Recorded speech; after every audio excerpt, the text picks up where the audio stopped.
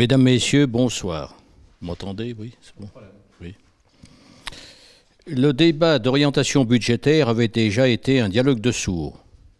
Ce soir, pour le budget général 2014, nous avons assisté à l'autosuffisance habituelle du maire et de sa municipalité concernant la stabilisation fiscale et la maîtrise des dépenses, auxquelles nous avons répondu par la critique suivante.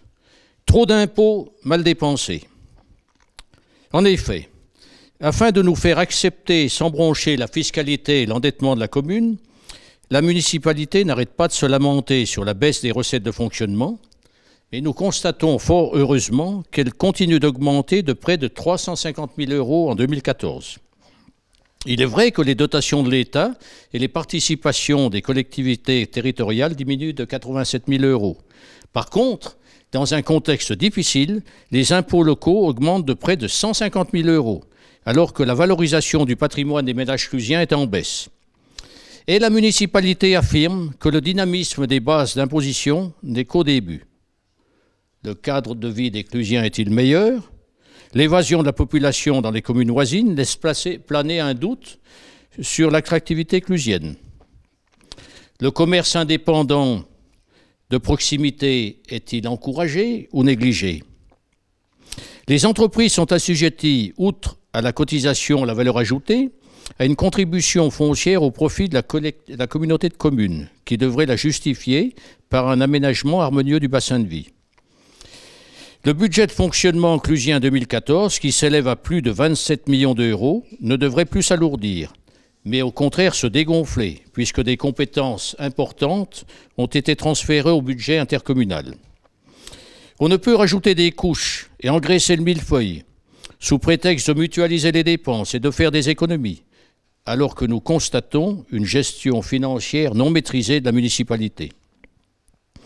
Les dépenses de fonctionnement d'un budget supposé de transition augmentent de près de 700 000 €. Qu'en sera-t-il du budget 2015 si les Clusiens n'y prennent garde?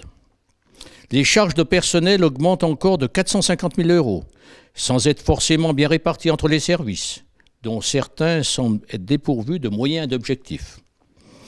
Les mises à disposition de personnel et les passerelles budgétaires avec le budget intercommunal et les budgets soi-disant autonomes ne sont pas toujours lisibles et déclenchent parfois des doublons et des dysfonctionnements. On ne sait plus qui fait quoi et on risque le mélange des genres. Il est utile d'organiser les dépenses par des budgets annexes sans pour autant rentrer dans une nébuleuse incontrôlable. Le budget d'investissement s'enlise dans le projet de la Bucket, qui ne verra peut-être pas le jour. Si le pôle multimodal présente un intérêt certain pour notre territoire, il n'en est pas de même pour le centre commercial derrière la voie ferrée et cette monumentale passerelle. Il serait plus utile de se concentrer sur les friches industrielles et l'étang du centre-ville, qui pourrait accueillir une grenette, marché couvert ou des centres d'animation commerciale ou artistique à définir. Bref, nous souhaitons davantage de conviction sur la sauvegarde du tissu économique, la proximité, la sécurité, le cadre de vie, la santé, la vie associative, le lien social, etc.